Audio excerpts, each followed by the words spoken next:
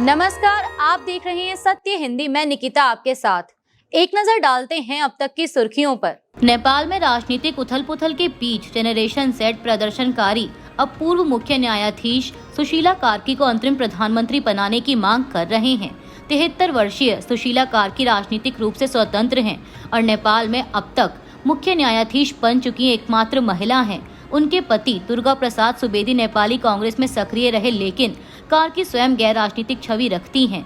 नेपाल में हिंसक विरोध प्रदर्शनों में अब तक 25 लोग मारे गए हैं और 600 से अधिक घायल हुए हैं। काठमांडू में कर्फ्यू लागू है और सेना सड़कें व संसद की सुरक्षा संभाल रही है। काठमांडू का मुख्य हवाई अड्डा अब 2 दिन बाद खोल दिया गया है। सेना ने विरोध प्रदर्शन रोकने और संपत्ति की सुरक्षा के लिए सख्त कार्रवाई का ऐलान किया है। चीन ने नेपाल में हाल ही में हुए युवा विरोध प्रदर्शनों पर प्रतिक्रिया दी है। बुधवार को प्रेस कॉन्फ्रेंस में चीनी विदेश मंत्रालय के प्रवक्ता लिन जियान ने कहा कि उन्हें विश्वास है कि नेपाल के सभी पक्ष आंतरिक मामलों को संभालने में सक्षम हैं। उन्होंने उम्मीद जताई कि जल्द ही नेपाल में सामाजिक व्यवस्था और स्थिरता बहाल होगी।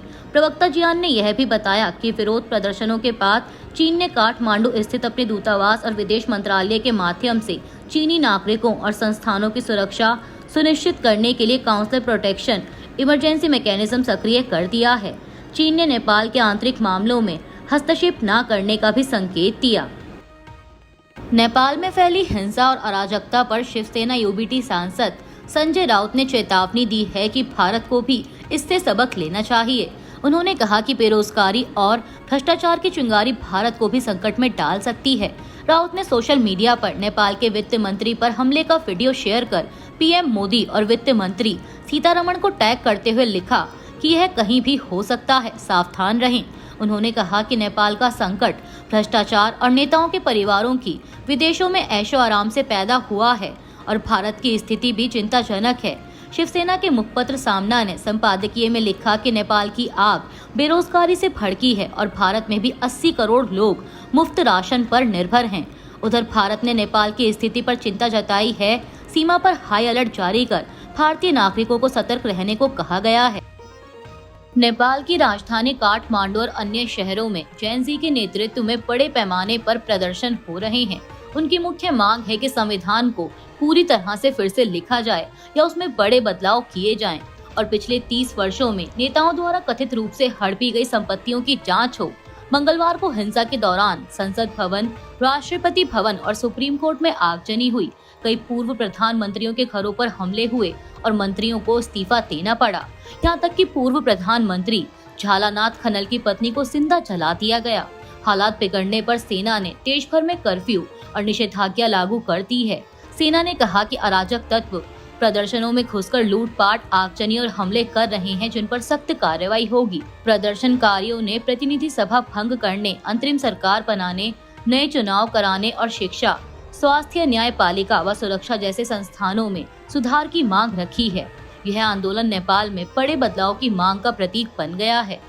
पोलैंड के प्रधानमंत्री डोनाल्ड टस्क ने संसद को बताया कि देश की हवाई सीमा में रात भर 19 बार ड्रोन घुस आए। उन्होंने कहा कि यह स्थिति द्वितीय विश्व युद्ध के बाद सबसे खतरनाक है और इससे देश कभी भी खुले संघर्ष की ओर बढ़ सकता है।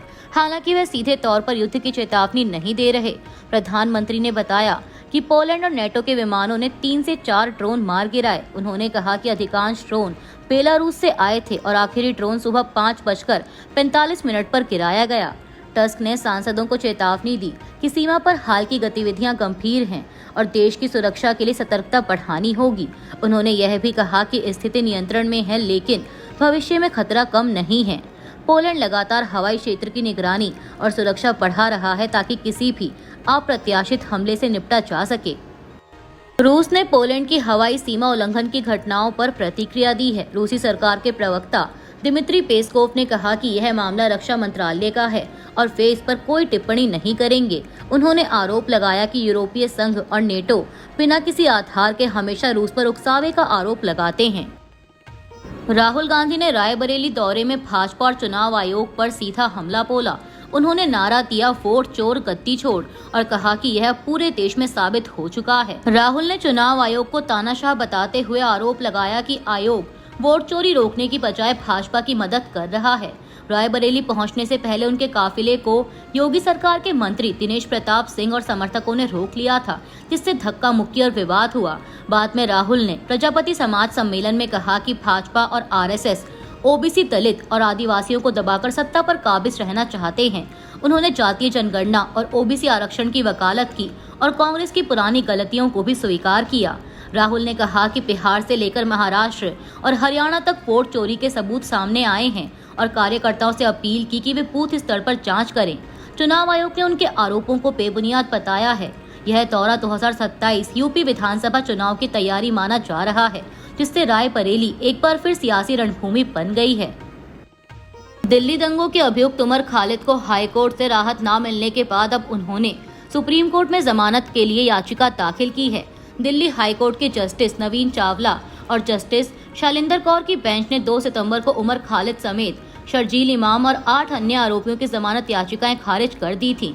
इनमें गुलफिशा फातिमा, अतहर खान, अब्दुल खालिद सैफी, मोहम्मद सलीम खान, शिफाउर रहमान, मिरान हैदर और शादाब अहमद भी शामिल हैं। साल 2020 में हुए दिल्ली दंगों से जुड़े इस मामले में कुल 20 लोग आरोपी बनाए गए थे। इनमें से 12 आरोपी अभी जेल में हैं, जबकि 6 जमानत पर बाहर हैं और 2 को फरार घोषित किया जा चुका है। वहीं अब सुप्रीम कोर्ट में सुनवाई से यह तय होगा कि उमर खालिद को जमानत मिलती है या नहीं। रिलायंस के वंतारा चिड़ियाघर पर लगे आरोपों की जांच सुप्रीम कोर्ट की स्पेशल इन्वेस्टिगेशन टीम यानी एसआईटी कर रही है। एसआईटी ने मैनेजमेंट से करीब 200 सवालों के जवाब मांगे हैं, जिनमें पैसों का लेन देन, जानवरों की खरीद बिक्री, विदेशों से लाए गए वन्य जीवों के नियम, मेडिकल सुविधाएं और सू एक्ट का पालन शामिल है। टीम ने हाल ही में 3 दिन तक वंतारा का निरीक्षण किया और वित्तीय व कानूनी दस्तावेजों की जाँच की। एसआईटी में पूर्व जज जे चेलमेश्वर, पूर्व high court chief justice, Mumbai police commissioner और कस्टम अधिकारी भी शामिल हैं। जांच में मदद के लिए सीबीआई, ईडी, डीआरआई, डब्ल्यूसीसीपी समेत 16 एजेंसियां भी जोड़ी गई हैं।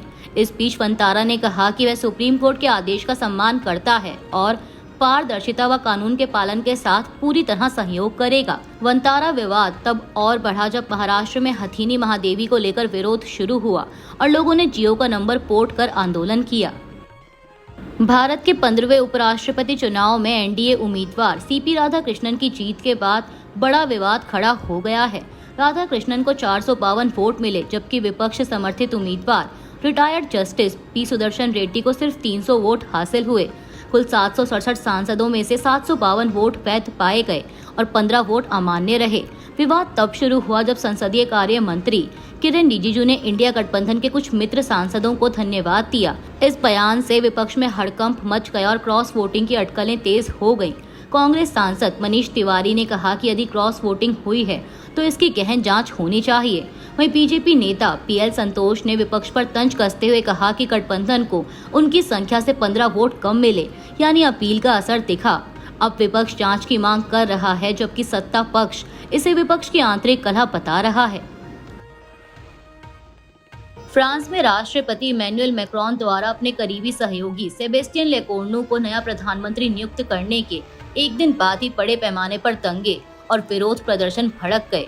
39 वर्षीय लेकोर्नु 2 साल से भी कम समय में फ्रांस के 5वें प्रधानमंत्री बने हैं। उनकी नियुक्ति के तुरंत बाद पेरिस में सब कुछ रोको आंदोलन के तहत सड़कों पर भारी प्रदर्शन हुए, जिनमें एक बस और कचरे में आग लगा दी गई।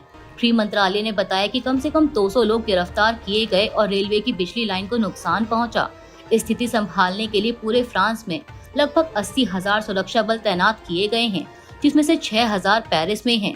प्रदर्शनकारियों ने मैक्रोन से इस्तीफे की मांग तेज कर दी और उनके फैसले को मुंह पर तमाचा बताया। पिछले वर्षों में भी पेंशन सुधार, किसान आंदोलन और पुलिस मुठभेड़ जैसी घटनाओं को लेकर देशव्यापी अशांति फैल चुकी है। हालांकि मैक्रोन ने साफ कर दिया है कि वे इस्तीफा नहीं देंगे और विपक्ष को सत्तालोभी करार दिया। अभी के लिए इतना ही। बाकी की देश दुनिया की बड़ी खबरों के लिए जुड़े रहिए सत्य हिंदी के साथ। Copyright disclaimer under Section 107 of the Copyright Act 1976. Allowance is made for fair use for purposes such as criticism, comment, news reporting, scholarship, and research. Fair use is a use permitted by copyright statute that might otherwise be infringing.